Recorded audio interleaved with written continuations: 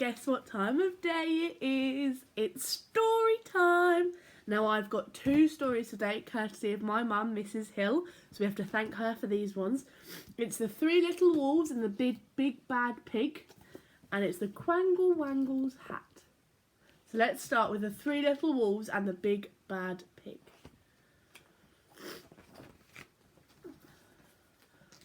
Once upon a time, there were 3 cuddly little wolves with soft fur and fluffy tails who lived with their mother.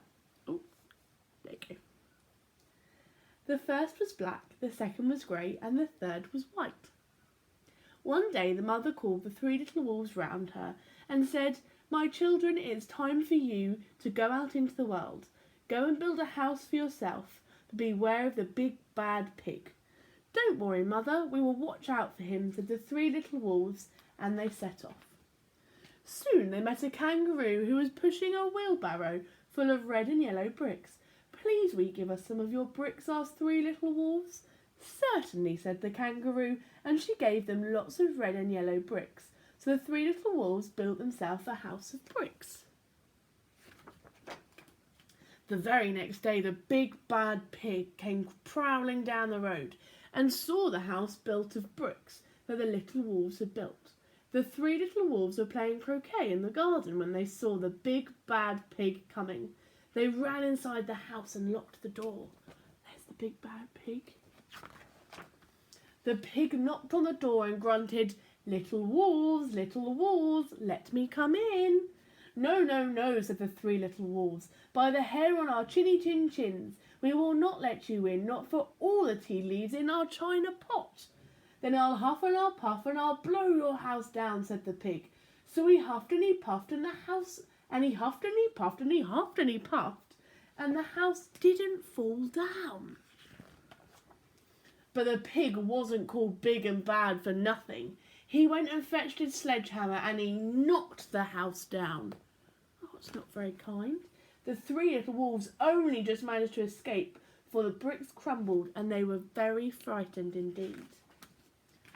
"We shall just have to build a stronger house," they said. Just then they saw a beaver who was mixing concrete in a concrete mixer. "Please will you give us some of your concrete?" asked the 3 little wolves. "Certainly," said the beaver, and he gave them buckets and buckets full of messy, slurry concrete. So the 3 little wolves built themselves a house of concrete. No sooner they had finished than the big bad pig came prowling down the road and saw the house of concrete the little wolves had built. They were playing battledore and shuttlecock in the garden when they saw the big bad pig coming. They ran inside their house and shut the door. The pig rang the bell and said, "Little frightened wolves, let me come in."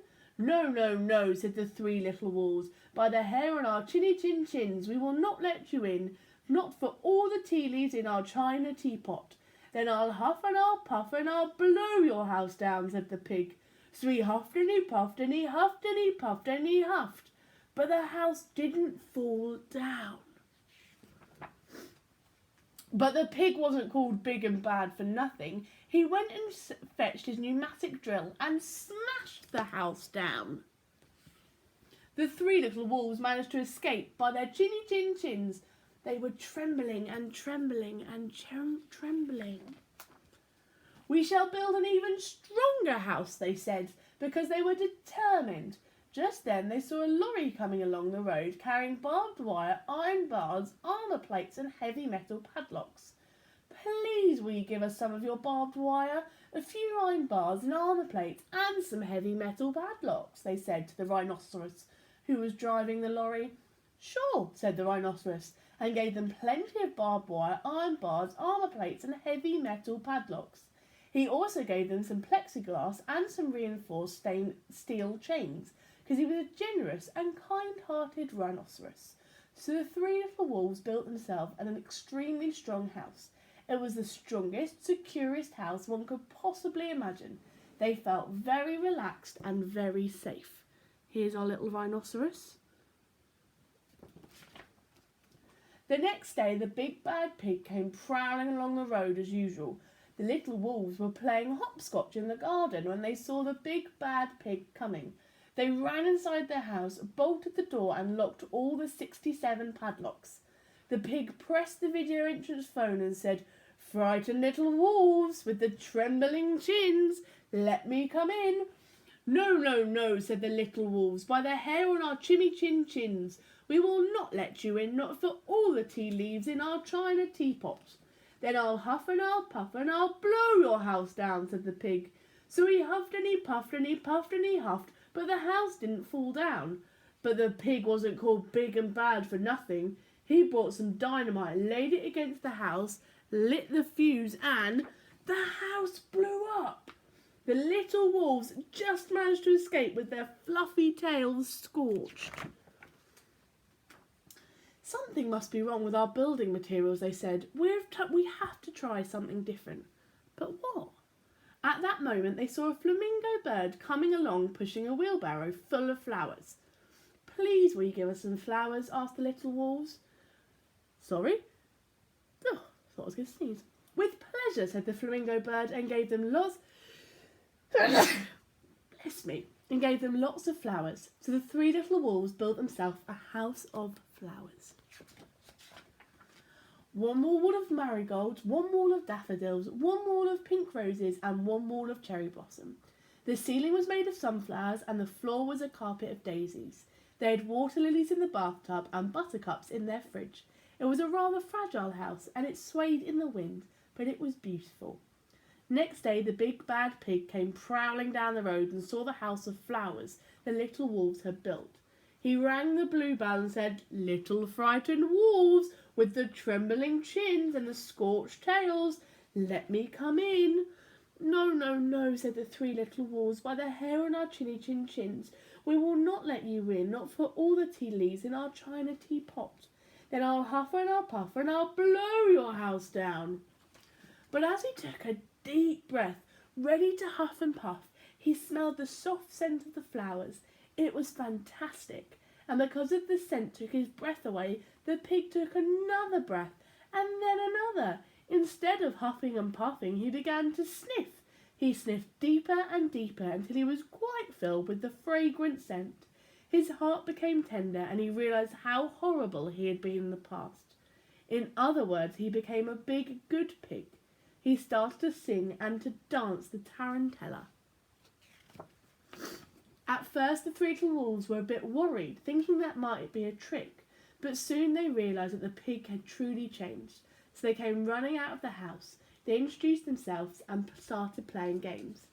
First they played ping-pong, then Piggy in the middle, and when they were all tired, they invited him into their house. They offered him china tea and strawberries and wolfberries and asked him to stay with them as long as he wanted. The pig accepted, and they all lived together happily ever after. Now that's a change on a very popular story, but isn't that a nice one? And now we've got the Quangle Wangle's hat. On the top of the crumpety tree, the Quangle Wangle sat, but his face you could not see on account of his beaver hat. For his hat was 102 feet wide, with ribbons and bibbons on every side, and bells and buttons with loops and lace, so that nobody ever could see the face of the Quangle Wangle Q. The Quangle Wangle said to himself on the crumpety tree, "Jam and jelly and bread are the best food for me. But the longer I live on this crumpety tree, the plainer than ever it seems to be, that very few people come this way, and that life on the whole is far from happy," said the Quangle Wangle Q. But there came to the crumpety tree Mr. and Mrs. Canary, and they said, "Did you ever see any spot so charmingly airy?" "But may we build a nest on your lovely hat, Mr. Quangle Wangle? Grant us that. Oh, please let us come and build a nest of whatever material suits you best, Mr. Quangle Wangle Quee." And besides the crumpety tree came the stork, the duck and the owl, the snail and the bumblebee, the frog and the thimble fowl. The thimble fowl was a corkscrew leg. There he is with his corkscrew leg. And all of them said, "We humbly beg we may build our houses and homes on your lovely hat, Mr. Quangle Wangle. Grant us that, Mr. Quangle Wangle Quee." And the golden goose came there, and the pobble who had no toes, and the small Olympian bear, and the dong with a luminous nose. There they are. It's got no toes. And the blue baboon who played the flute, and the orient calf from the land of Toot, and the airy squash, and the bisky bat, all came and built on the lovely hat of the Quangle Wangle Quee. And the Quangle Wangle said to himself, on the crumpety tree, when all the creatures move, what a wonderful noise there will be. And at the night, by the light of the mulberry moon, they danced the flute of the blue baboon on the broad green leaves in the crumpety tree. All were as happy could be with the Quangle Wangle Quee.